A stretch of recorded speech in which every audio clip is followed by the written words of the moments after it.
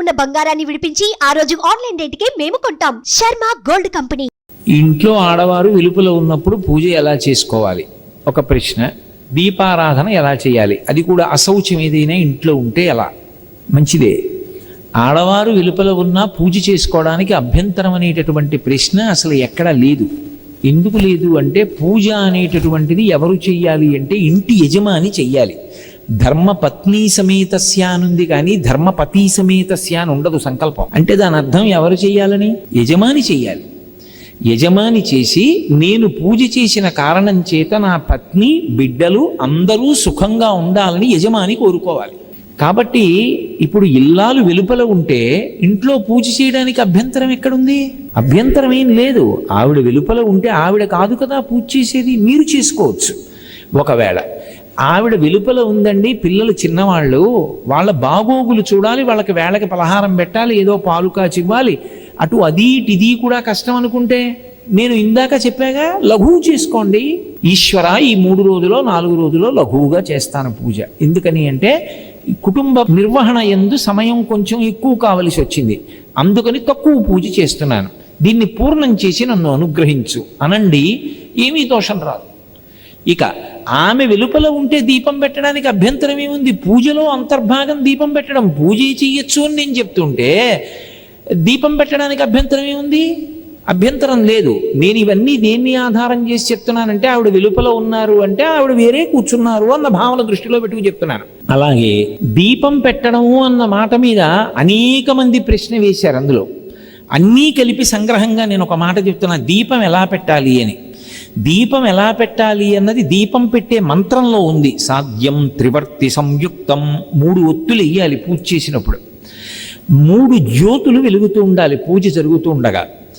ఇండ్లు వృద్ధిలోకి రావాలి అని యజమాని కోరుకుంటాడు కాబట్టి ఆ 3 జ్యోతులు తూర్పు ముఖంగా వెలుగుతూ ఉండాలి, ఇంకొక ముఖాన్ని చూడకూడదు, తూర్పు ముఖంగా వెలగాలి. 3 జ్యోతులు వెలుగుతున్నప్పుడు దీపం వెలిగించగానే అది మంగళ దీపం, అది ఈశ్వర స్వరూపం. బ్రహ్మ విష్ణు మహేశ్వరులు ఆ దీపాలుగా ఉన్నారు, త్రిమూర్తి ఆత్మకం. ఇక వాళ్ళు ముగ్గురు తప్ప వేరొకటి లేదు లోకంలో.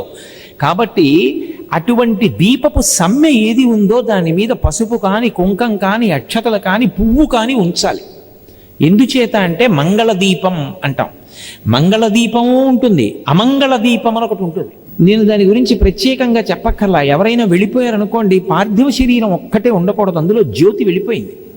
అందుకే ఏం చేస్తారంటే పడుకోబెట్టి తలకట్టున ఓ దీపం పెడతారు, దానికి మట్టి మీద పసుపు కుంకాలు వేయరు, అది అమంగళ దీపం.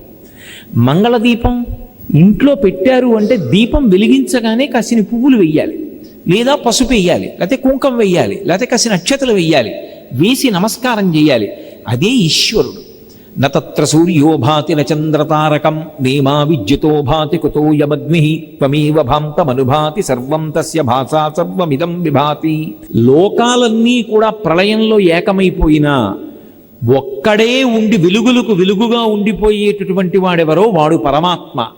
లోకంబులు లోకేశులు లోకస్తులు తెగిన తుది అలోకంబకు పెంచీకటి కావల యవ్వండే కకృతి వెలుగు అతని నేసేవింతున్, వాడే దీపంగా ప్రకాశిస్తున్నాడు.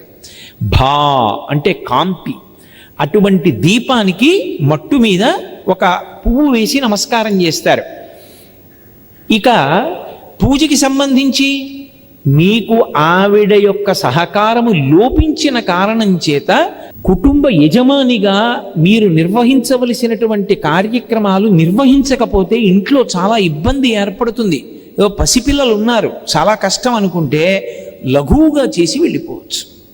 5 ఉపచారాలు: ఉమామహేశ్వరాభ్యాం నమః, దీపం, అర్ఘ్యం, పాజ్యం, చందనం, నైవేద్యం, సమాప్తం. ప్రథా 5 చెప్పు, లేదు 16 చెప్పి అక్షతలు వేసి లేచిపోవు, నైవేద్యం పెట్టి హారతి ఇచ్చేయి, చాలు, పూర్తయిపోతుంది.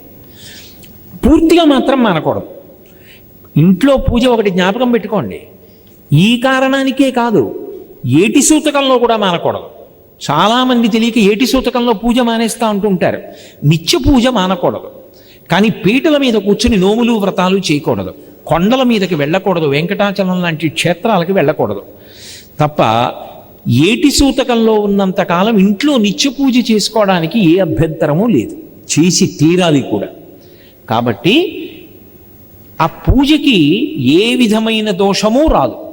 ఆవు నీతితో పెట్టడం పరమశ్రేష్టం. ఎందుచేత అంటే దానికి ఒక కారణం ఉంది. ఆవు నీతితో వెలుగుతున్న దీపం కానీ నువ్వుల నూనెలో వెలుగుతున్న దీపం మించి కానీ పొగ వచ్చినప్పుడు ఆ పొగ పూజ చేసుకుంటూ లోపలికి వెళ్ళిందనుకోండి, యమధర్మరాజు గారు ప్రీతి చెందుతాడు, శనీశ్వరుడు ప్రీతి చెందుతాడు. శనీశ్వరుడు హృదయ కవాటానికి అధిపతి. ఆయన గుండె కొట్టుకోవాలా కొట్టుకోకూడదా ఆయన నిర్ణయం చేస్తుంటాడు. ఇప్పుడు ఆ దీపపు పొగ వాసన చూస్తున్నాడు అనుకోండి, హృదయ కవాటం మీద అనుగ్రహం ఉంటుంది, ఈశ్వర కటాక్షం ఉండి గుండె కొట్టుకుంటుందంటే ఆరోగ్యంతో ఉంటాడు. మీరు నమ్మండి నమ్మపోండి, ఈ మధ్య ఒక ఆవిడికి కాకినాడలో గుండె కొట్టుకోవడంలో తేడా వచ్చింది. ఎంత వేగంతో కొట్టుకోవాలో కండరాలు అంత వేగంగా కదలటం లేదు. ఎక్కువ కదలకూడదు, చాలా జాగ్రత్తగా ఉండాలని చెప్పారు. ఆవిడ కొంతకాలం నువ్వుల నూనె దీపం పెట్టి దాని మించి వస్తున్నటువంటి పొగని ఏ పూజ చేయకుండా, భర్త గారు పూజ చేసి వెళ్ళిపోయాక పొగని వాసన చూస్తూ కళ్ళు మూసుకొని ధ్యానం చేస్తూ కూర్చునేది. కొన్నాళ్ళు అయిన తర్వాత ఆవిడ పరీక్షల కోసం పెడితే ఆశ్చర్యకరంగా ఆవిడికి గుండె కవాటాలు కండరాలు మామూలుగా పనిచేసాయి. అందుకే కార్తీక మాసం వచ్చినప్పుడు దీపాలు ఎక్కువ పెట్టిస్తారు. కారణం ఏంటంటే బయట చలి, లోపల రక్తనాళాలు కుంచుకుపోతాయి. మళ్ళీ వేడి పెంచడానికి దీపాలు పెట్టి ఆ పొగ ద్వారా ప్రాణుల్ని రక్షిస్తారు. అందుకే కార్తీక పౌర్ణమి నాడు జ్వాలాతోరణం అన్ని దీపాలు వెలిగిస్తారు. ఎక్కడ చూసినా దీపపు కాంతి పడితే చాలు మిగిలిన ప్రాణులన్నీ అభ్యున్నతి పొందుతాయి. కాబట్టి అసలు ఒక శ్లోకం ఉంది, కీటా పతంగాః మశకాశ్చ విప్రాః జలే స్థలే ఏ నివసంతి జీవాః దృష్ట్వా ప్రదీపం నచ జన్మభాగినః భవంతి త్వం శపచాహి విప్రాః. ఆ శ్లోకం చెప్పకుండా కార్తీక పౌర్ణమి నాడు దీపం పెట్టకూడదు, అది చెప్పి దీపం పెట్టాలి అసలు సంధ్య వేళలో.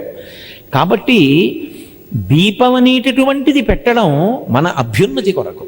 ఇంట దీపం వెలుగుతోందంటారు అంటే ఇల్లు మంగళప్రదంగా ఉంది అని గుర్తు, ఇల్లు శోభనాలకి శుభాలకి ఆలవాలంగా ఉంది అని గుర్తు. ఆ ఇంట్లో ఊరికి దూరం అండి ఎవరు ఉండరు, కనీసం దీపం పెట్టడం కోసం ఎవరికో ఇచ్చారంటారు. ఇంట దీపం లేకుండా ఎన్ని రోజులు ఉంటుందో ఇల్లు అంత అమంగళకరం. నేను అందుకే పూర్వం ఒక ఆచారం ఉండేది, ఎవరైనా తాళం వేసి ఊరెడుతున్నాడు అనుకోండి, ఇంటి పురోహితుడికి తాళం చెవి ఇచ్చి వెళ్ళేవారు.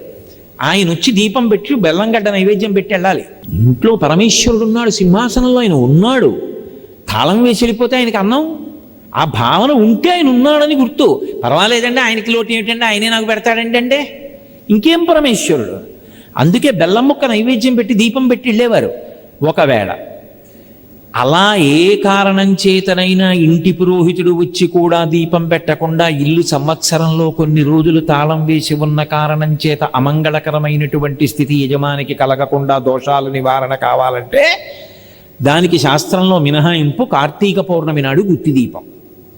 365 ఒత్తులు గుత్తి చేసి నేతిలో ముంచి దీపం వెలిగిస్తారు. 365 రోజులు మా ఇంట్లో దీపం పెట్టని దోషం ఏదన్నా ఉంటే తొలగుగాక. దీపానికి అంత ప్రాధాన్యత ఉంది, ఇంట దీపం వెలగాలి. కాబట్టి ఆవిడ సహకారాన్ని బట్టి, ఆవిడ లేకపోతే ఇంట్లో చిన్నపిల్లలు ఉన్నారు పెద్దవాళ్ళు అనుకున్నారు ఉంటే సంగ్రహంగా చేయొచ్చు. దీపం పెట్టడానికి అభ్యంతరం అసలు ఎప్పుడూ లేదు. నేను మీ ప్రశ్నకి సమగ్రంగా జవాబు ఇచ్చాను అనుకుంటున్నాను.